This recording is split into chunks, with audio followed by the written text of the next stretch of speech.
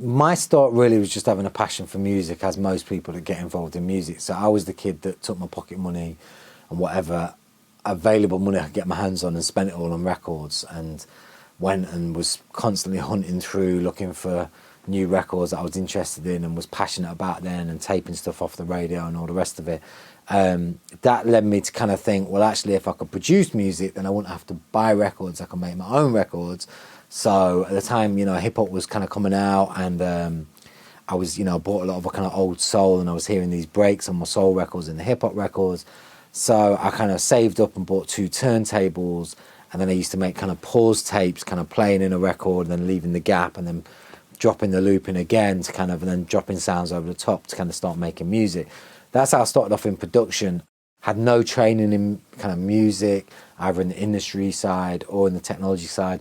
The first piece of kit I ever bought was a drum machine, and the guy that sold it to me gave it me, and I said, how do you use it? And there was no manual, and he was like, well, no one showed me, so you can work it out yourself. And I just sat there tapping away at it for weeks until I worked it out. And that was pretty much my whole process. I'd get a piece of equipment and just kind of work it out. I kind of had these end products, so I had the record and I could read the credits, and it might say produced by or written by or recorded at, and I kind of worked out what those different roles were and what part of that I wanted to play.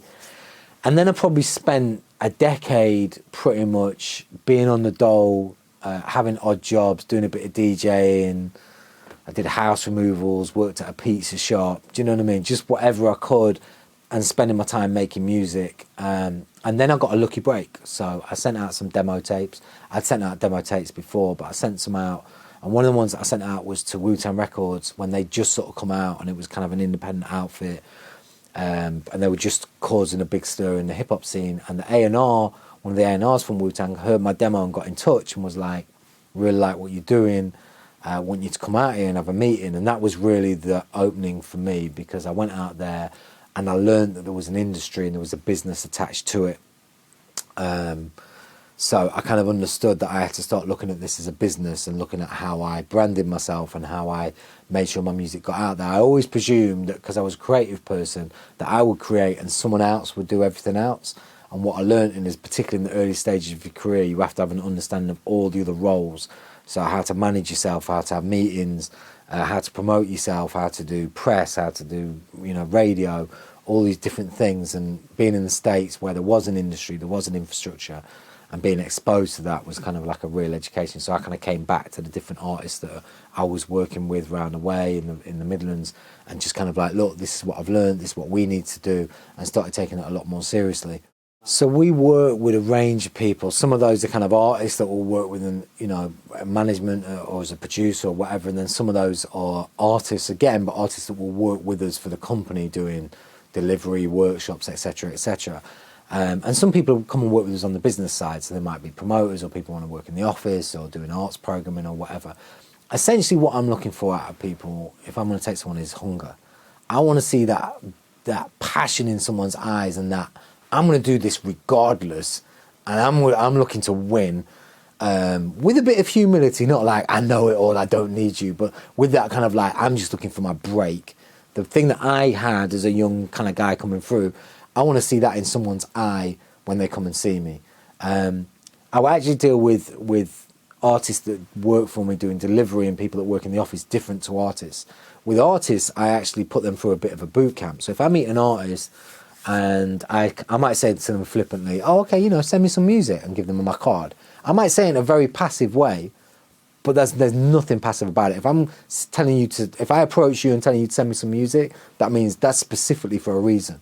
And if I don't get that music within 3 or 4 days and it's not professionally presented, you've already lost one tick against your name. Then, you know, we might start a conversation. I might say, you know, I'm interested in some of your stuff. There's a showcase opportunity. It's not great. It's not paid. You know, there might only be a few people there. Do you want to come and perform?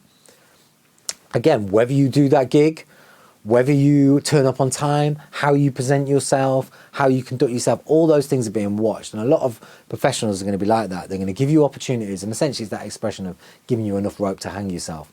I'm almost, you know, and I've heard other other professionals talk about this, where they'll say, you know, they have like a routine of 5 or 6 things that they're going to offer, and you just wait and see what the response is and how people deal with that. Now, it's not to say someone's meant to be perfectly formed at the moment you meet them, because they're not. That's as a manager or as a producer, as a record label, any of those things, that's your job to kind of develop that artist. What you're looking for is the attributes that will make them successful.